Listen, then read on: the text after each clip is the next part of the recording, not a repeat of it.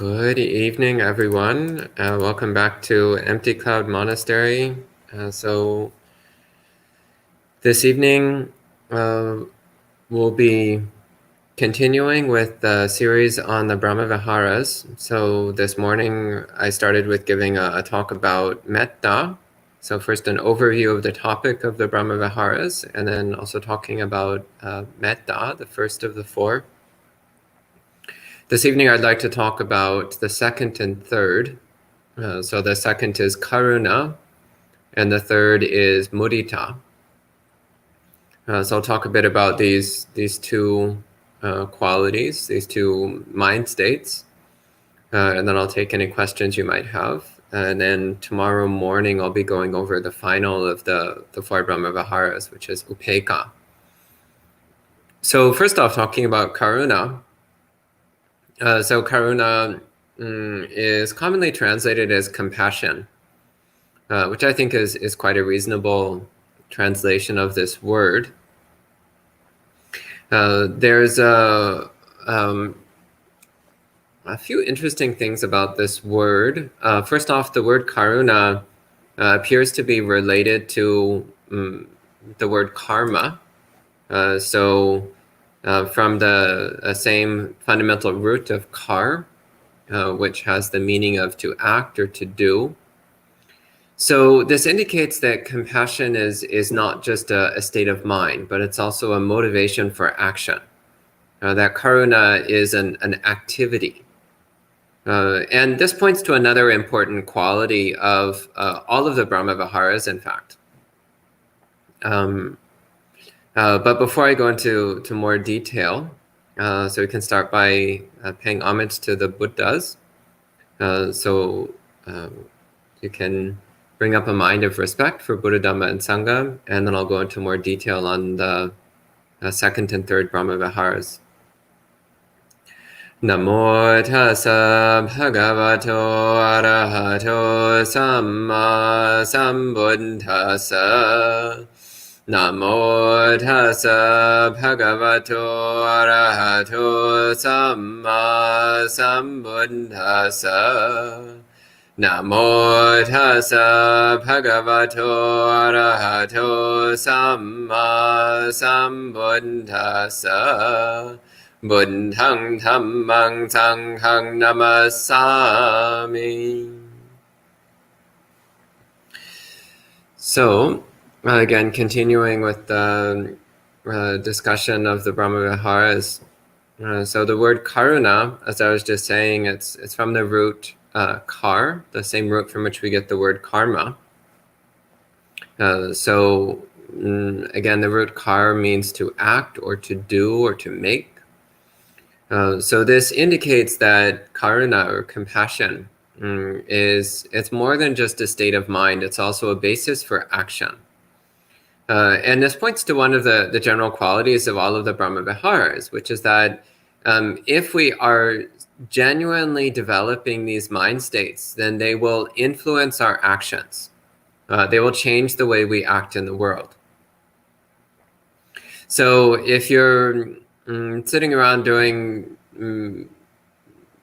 loving kindness meditation, but then you get up and you're selfish and stingy and grumpy and not nice to other people, and you're not doing nice things for other people, then what that indicates is that your loving kindness practice is extremely shallow and extremely weak. And similarly with the development of compassion. So I've met a number of people over the years who claim to have extremely strong compassion, feelings of very strong compassion during their meditation practice. But you don't see any indication of it outside of their meditation. Outside of their meditation, again, they're quite self-centered, quite stingy, quite irritable.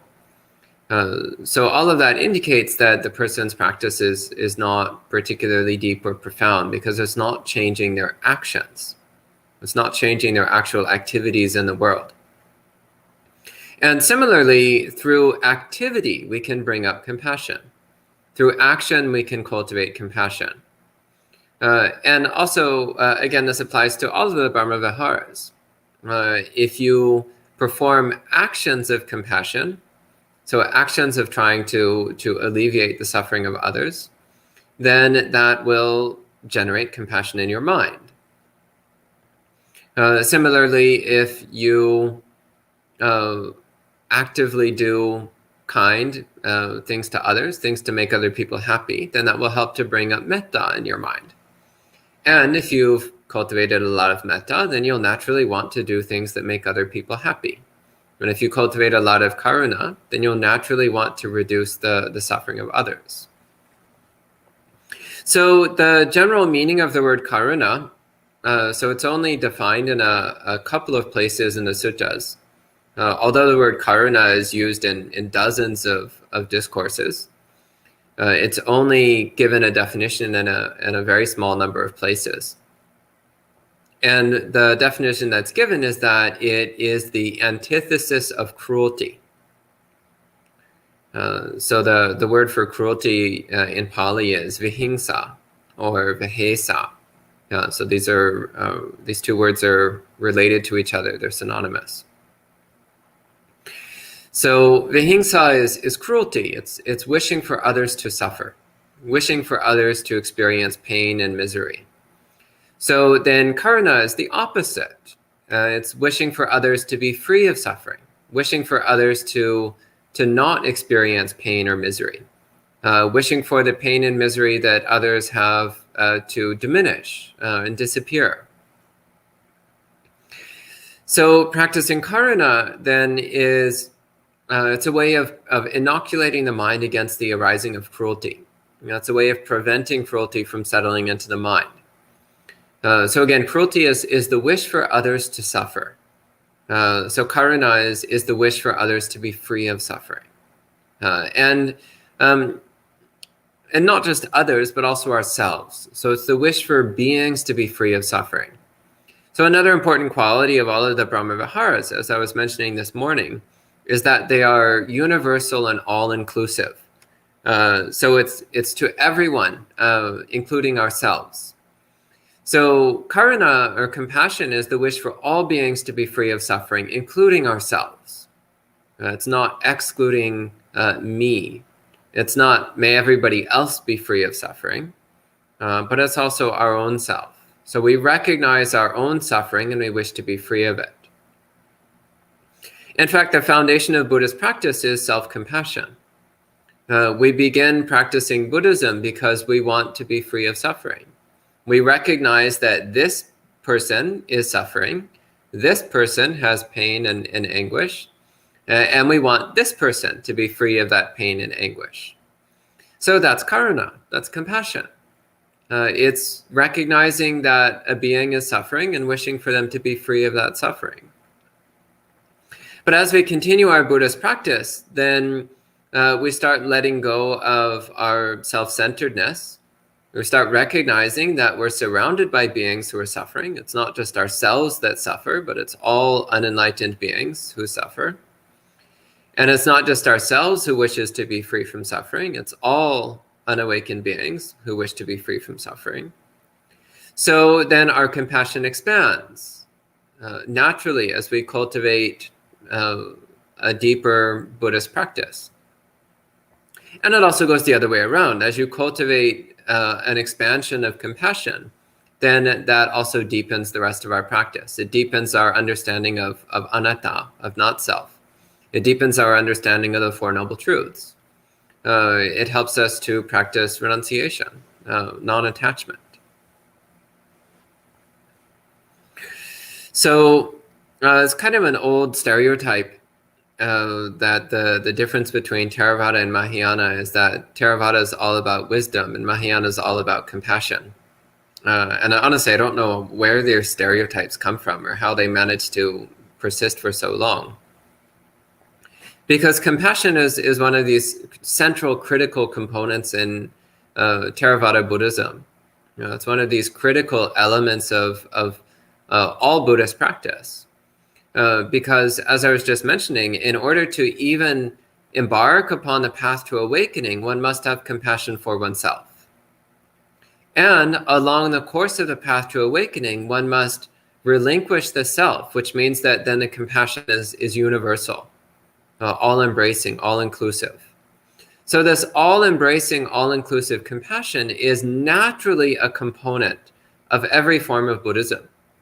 Whether one is interested in Theravada or Mahayana, all-embracing compassion is still necessarily a part of the path.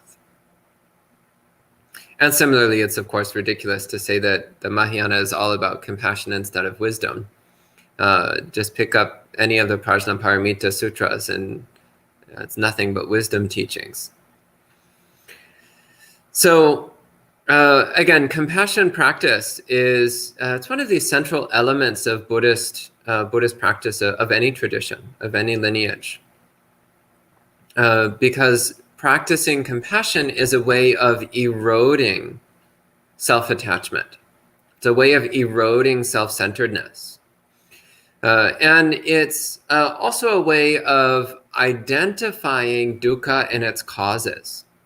So again, doing things to alleviate the suffering of others. So karuna, so to do compassion, necessarily requires that one recognize the existence of suffering and the causes of suffering, so that we're able to do things that alleviate suffering, that reduce its effects. Another aspect of compassion is exemplified in another Pali word that is used almost identically. So this word is anukampa. So anukampa is a word which we find in many Pali suttas. And it's also commonly translated as compassion. So both karuna and anukampa, both these words are commonly translated as compassion. But anukampa has a very different etymology. And the etymology of this word is remarkable. So it's formed of the prefix anu, which means together, and kampa, which means to tremble. So anukampa literally means trembling together. So what this means is when others are suffering, when others are experiencing pain or anguish or misery, we're not turning away from them. We're not turning a blind eye towards it. We don't pretend it isn't happening. We're not developing apathy or ignorance, but rather we acknowledge that person's suffering and we tremble together with them. So we allow ourselves to feel what they're going through. So this does not mean that we suffer as well, but it does mean that we try to understand their experience, to empathize with their experience. So if one was to draw a sharp distinction between the words karuna and anukampa, you might translate anukampa as empathy. So it's the quality of feeling, or sympathy would be another possible translation of anukampa. So it's feeling the suffering of others, just as if it was happening to you. And these qualities naturally go together. So compassion is the wish for beings to be free of suffering. And anukampa is that empathy or the sympathy, the connection to the suffering of others.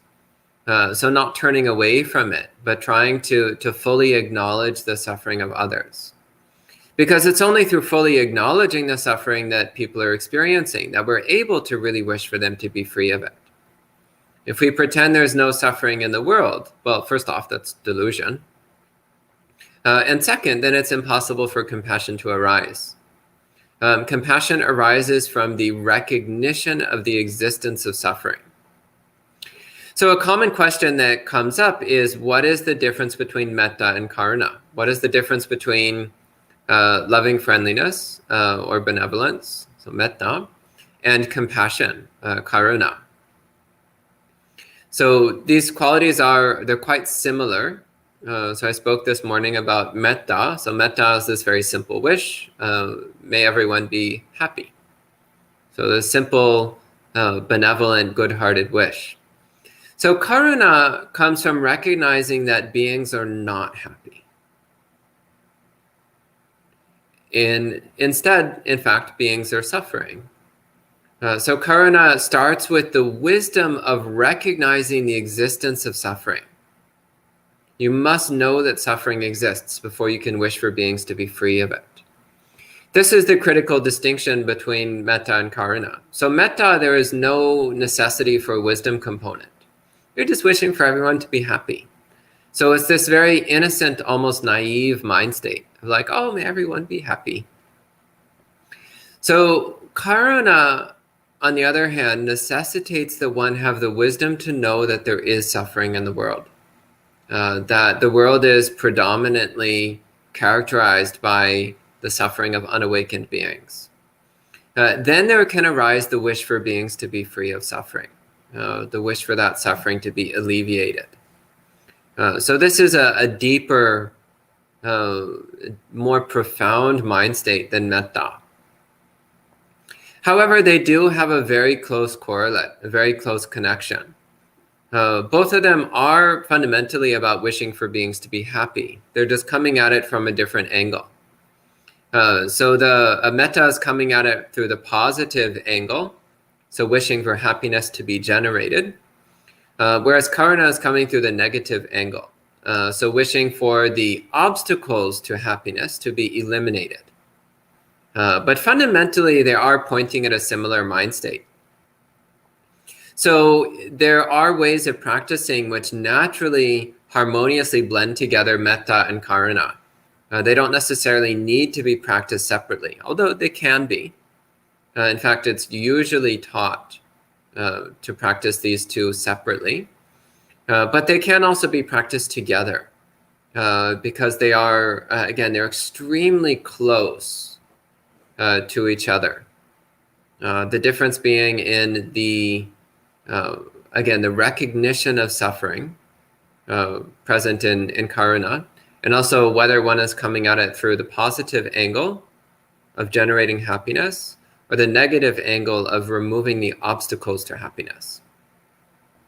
But ultimately, both of them arrive at the same point, which is the all beings being happy and free of suffering. Then the third Brahmavihara in Pali is called mudita. And mudita itself simply means gladness or joyfulness. So it comes from the root mud, which is the same root from which we get words like anumodana. So anumodana means rejoicing together. So you may have heard this word being used when, in Buddhist cultures, when you see somebody else doing something wholesome and good, such as making an offering to a monastery or helping other people out, then you might say something like anumodana. So anumodana means I'm rejoicing together with you. So this is bringing forth the quality of joyfulness, presence in anumodana. A similar word, which is also from the same root, is pamoja. So Ajahn Punadhammo mentioned this word yesterday in his talk about Paticca So pamoja is commonly translated as gladness or as happiness. So again, emphasizing the gladdening element of this root, this word root. So then mudita, in its simplest and most direct meaning, simply means gladness. So again, from the root mud, which means glad or joy or happy, and the suffix ta, which is the past participle ending. So mudita means gladdened or rejoiced. So it has the sense of happiness, of satisfaction. And this word is not defined anywhere in the suttas. So the word mudita is not defined anywhere in the suttas. The closest we get to anything like a definition of this word is in a couple of places in the suttas. It says that mudita is the opposite of discontent or dissatisfaction. So the Pali word is arati. So arati means discontent or dislike or dissatisfaction or irritation. So the opposite of that is mudita. So again, what's the opposite of discontent or dissatisfaction? Well, the opposite is contentment or satisfaction. So this is pointing to the gladness quality of mudita, the joyfulness, the happiness aspect of mudita. In later commentarial explanations of this word, there was introduced the idea of it meaning specifically happiness at the good fortune of other people. This is quite an odd explanation, which I don't really see where the basis for this is, because we don't find any clear basis for this in the suttas. And in the later commentarial literature, it's talked about as being the opposite of envy, which again is an interesting concept, an interesting idea, but a little bit difficult to justify if one is going strictly off the contents of the suttas. So again, what we do see in the suttas is this idea that mudita is the opposite of discontent. It's something which is used in order to cultivate a sense of satisfaction and gladness within the mind. So and also we see that in the non-Pali traditions. So in the other canons which have preserved the early Buddhist teachings, similarly, mudita is translated much more simply as joyfulness or gladness.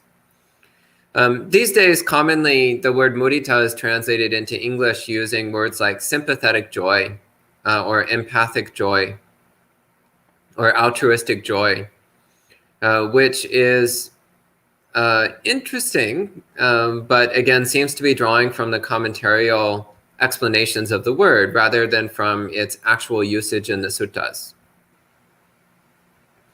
So I would like to suggest then that the usage of this term in its simplest term simply means a happiness or satisfaction or contentment of mind, which is not connected with any particular acquisition or sensory experience. So it's a happiness which is non-sensual, a happiness which is non-material, a happiness which is not connected with any specific condition. So it's cultivating a sense of gladness in one's meditation. So a gladness which is not selfish, gladness which is not self-centered. So again, one of the running themes of the Brahma Viharas is that there's no distinction of self and other. So then this also applies with the practice of mudita. Also with mudita, there cannot be the distinction of self and other, which also points to why, again, this common explanation of mudita is meaning joy at the good fortune of others. Well, it's a little hard to justify if we're dropping the concept of self and other. But if we just take it in a more general sense of gladness or happiness or joyfulness, then it fits easily with the other three Brahma Viharas. So each of the Brahma Viharas, then it's a state of mind which has no self-centered characteristic. It's not limited in any way by the usual distinction of self and other. So taking mudita as meaning gladness or joyfulness of mind allows it to fit easily within this overall framework. And also it points to a deepening which is happening as one progresses through the four Brahma Viharas. So another way of relating to the four Brahma Viharas is seeing them as a sequence. So starting with metta. So metta is the most accessible and straightforward, the easiest and most directly relatable of the four Brahma Viharas. So starting with metta, one cultivates loving kindness, so it's general attitude of mind. of just wishing for beings to be happy. So it's a very simple, direct state of mind. But then as you wish for beings to be happy, you recognize that there is suffering. There is pain and anguish in the world. So you wish for beings to be free of that suffering. And both the wish for others to be happy and the wish for, both the wish for beings to be happy and the wish for beings to be free of suffering, both of this brings up a lot of joy in the mind, a lot of happiness and gladness in the mind. So focusing particularly on that happiness and gladness is the mudita aspect of the Brahmavihara meditation. And then that naturally leads into equanimity, which I'll be talking more about tomorrow morning. So in the next talk in this series. So, and this also fits again with how these practices are talked about in the suttas. So in the suttas, mudita is never spoken about apart from the other three Brahmaviharas. And karuna is rarely, very rarely spoken about apart from the other three Brahmaviharas. Metta is spoken about by itself in a number of places. And upekkha also is spoken about by itself in many, many places. But karuna and mudita are usually spoken about within the context of the four Brahmaviharas. Again, as far as I can recall, mudita is never used outside the context of the four Brahmaviharas. And karuna is only extremely rarely mentioned in any other context. So this also lends to the idea that karuna and mudita are not necessarily meant to be taken separately or apart from the whole set of four, but rather they're ways of illuminating the whole set of Brahmaviharas, of divine mind states. In fact, some teachers teach these four Brahmaviharas as not being four separate mind states, but rather as being four aspects of a single mind state, four aspects of a single Brahmavihara, a single divine abode, single divine state of mind. So I might talk a bit more about that tomorrow once I've had a chance to talk about equanimity. But for now, I've been talking for about half an hour, so I might like to go ahead and take any questions if there's any questions at this time. And that also includes the monastery residents, by the way. So if monastery residents have questions, feel free as well. So I see that there's many people joining in online, including Venerable Phap. Hi, wonderful to see you, Venerable. Always lovely to connect with you. So hopefully we can connect in person again one of these days. But I don't currently see any questions. So again, please, I see one question coming up.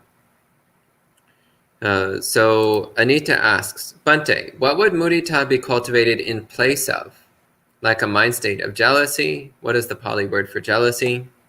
Well, as I mentioned, in the Pali Suttas, mudita is given as the replacement for discontent, not as the replacement for jealousy. As far as I can recall, the idea that it's a replacement for jealousy is something that appears in the commentaries, so in the apocryphal literature that appeared hundreds of years later. But it doesn't appear to be used in that way in the suttas. So in the suttas, again, mudita is spoken about as the replacement for discontent, not as the replacement for envy or jealousy. That said, envy and jealousy naturally fall away with practicing any of the four Brahmaviharas. So it's not only through practicing one of them in particular, but all of them lead to the abandoning of envy and jealousy. So if you want beings to be happy, well, how can you be jealous of them? Because jealousy is making yourself unhappy. And if you wish for beings to be free of suffering, well, why would you be jealous? Because then that's making yourself suffer. And if you're filled with happiness and gladness and unconditional gladness of mind, well, where would there be jealousy? And similarly, if you have equanimity, then how could there be jealousy? The mind is serene and untroubled. So how could there be jealousy? So I would say that all four of the Brahma Viharas naturally counter jealousy. But again, pointing out that in the suttas, the opposite of mudita is given as discontent, not as jealousy. Then Hayden asks, could you comment on preventing karuna from turning into sympathetic grief? Yes. So this is one of the common misunderstandings of compassion is this idea that if others are suffering, then you should also suffer. And honestly, I don't know where this idea comes from because it's clearly not anything the Buddha ever taught. So recognizing that others are suffering does not mean that you also should suffer, because that's just adding more suffering to the world. So if your friend is suffering, well, that's one person in pain. So then if you also start suffering because of your friend suffering, well, now there's two people in pain. That's not helping anything. That's just making things worse. So in compassion, we wish for everyone to be free of suffering, including ourselves. So generating sadness within yourself because of the sadness of others doesn't accomplish anything useful. So if you notice yourself slipping into sadness about the suffering of others, well, there's a few things you can do. One thing is to, first off, recognize that all beings are responsible for their own karma and are experiencing the consequences of their own karma. So ultimately, this means that we cannot control the suffering of others. Only they can control their suffering. As much as we wish for others to be free of suffering, we actually can't do that. We still try, of course, because that's natural. When you cultivate the mind of compassion, it's natural that you will try to help others. But it's technically impossible. We still do it, but it's technically impossible to alleviate the suffering of others. It's only through changing their own minds that beings can be free of suffering. All we can do is offer them support and assistance. But ultimately, they need to make the change within themselves. And recognizing that the nature of samsara is that samsara is filled with suffering. That's its very nature. So why would you be miserable about this? It's kind of like you go outside during the winter and you get angry that it's cold. Well, what did you expect? It's winter. You go outside during the summer and you get angry that it's hot. Well, what were you expecting? That's just so you look around in samsara and you realize there's lots of suffering. It's like, well, yeah, that's the weather in samsara. The weather is dukkha. There's a dukkha storm every day, all day. That's the weather. There's no getting around it. So recognizing that suffering is an inescapable element of samsara. It's inevitable. It's irremovable. It's a fundamental characteristic of samsara. So then the mind naturally inclines towards equanimity.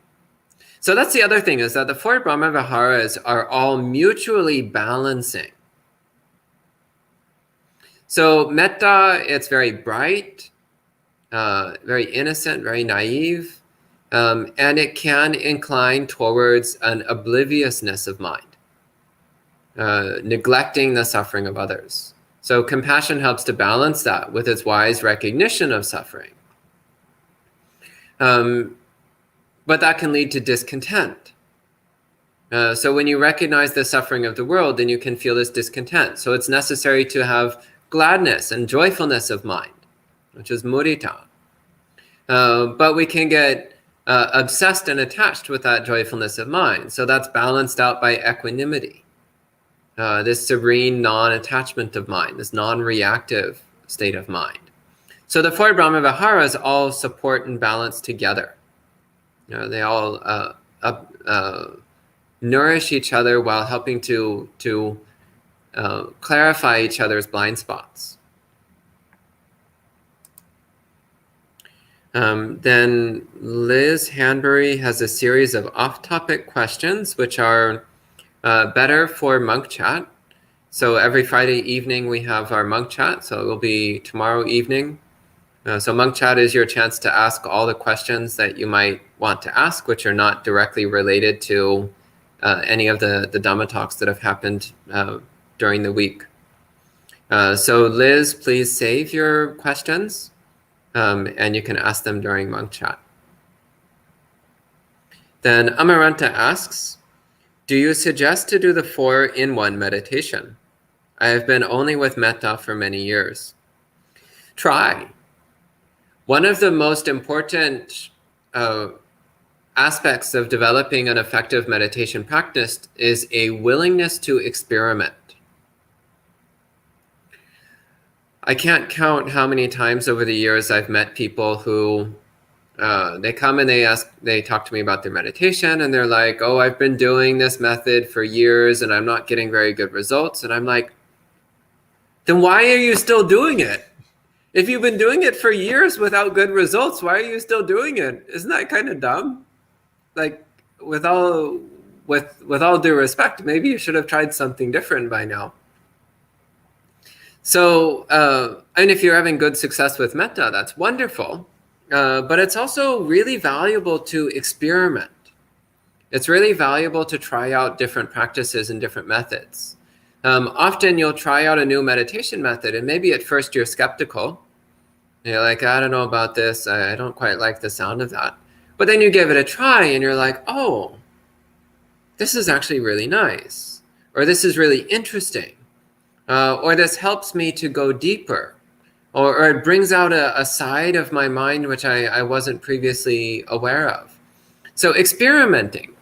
So of course it's great that you've been practicing metta for many years, but experiment with practicing with all 4 Brahmaviharas. Yeah, you can try going through all 4-in-1 meditation. Like with the 4 elements meditation. You start with 1 and then you progress through all 4. That can be a very interesting way to practice. Of course, you can pick up any one of the elements and practice with just that one. But you can also practice through all 4 and see how they blend together.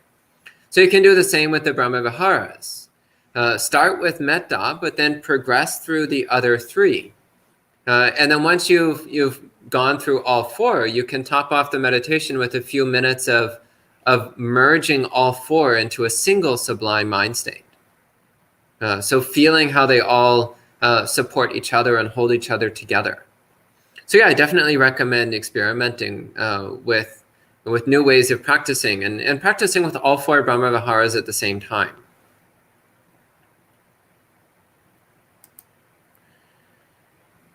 And AS asks, how to reflect on mudita, how to recognize it. So again, its quality is a selfless joy, a selfless happiness, a gladness of mind which is not connected with any kind of possessiveness or greediness or stinginess or selfishness at all. So it's looking for a happiness or a gladness or a joyfulness of mind which is not dependent upon acquisition. So you can notice that gladness starting to arise when you practice metta and karuna. That gladness of mudita starts to appear in the mind. So you can focus on that gladness and magnify it and build that up. And by the way, this also is one of the ways that the Brahmavihara practices can lead into jhana. So through cultivating gladness and happiness of mind, that can lead to the arising of piti and sukha, the euphoria, which is a necessary component of jhana. That's the last question from online. Do we have any questions from the monastery residents? No? Go ahead.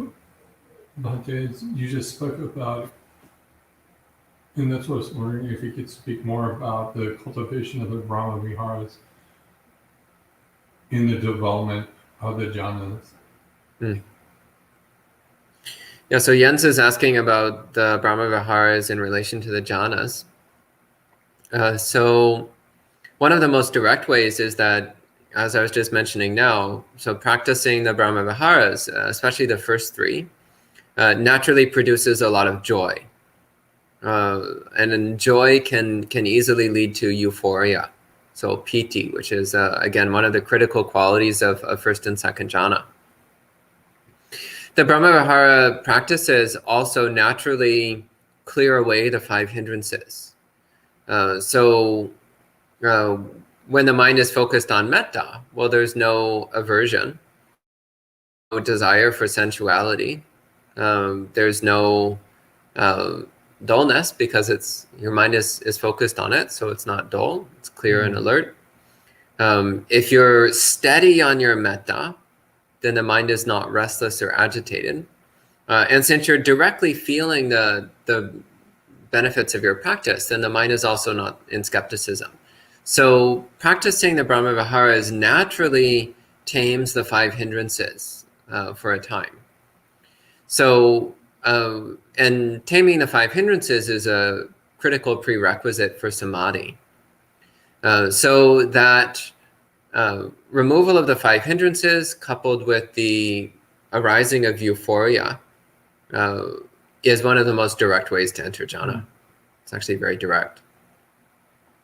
Bhante ji says that metta is the back door to jhana. So that's the secret entrance. Not so secret. It's been around for 2,500 years. But it can really work. And so I made a commitment many years ago that I would start every meditation period with at least 5 minutes of metta. And it's just amazing how good this is for samadhi. So it really helps to precondition the mind for samadhi practice. Okay. Thank you. And I don't see any other questions online. Any other in-person questions at this time?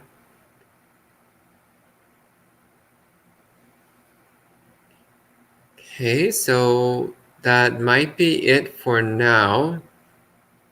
So again, Liz, if you'd like to bring your questions to Monk Chat tomorrow evening, we'll answer them all then. And for everyone who's joining in, remember that the final session will be tomorrow. So tomorrow morning at 8 a.m. we'll have the third of these Brahmavihara sessions. So please go ahead and join in at that time, and we'll go over the final teaching on equanimity. So we can go ahead and end the session with 3 sadhus.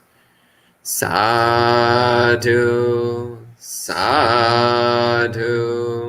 sadhu. And we'll see you next time.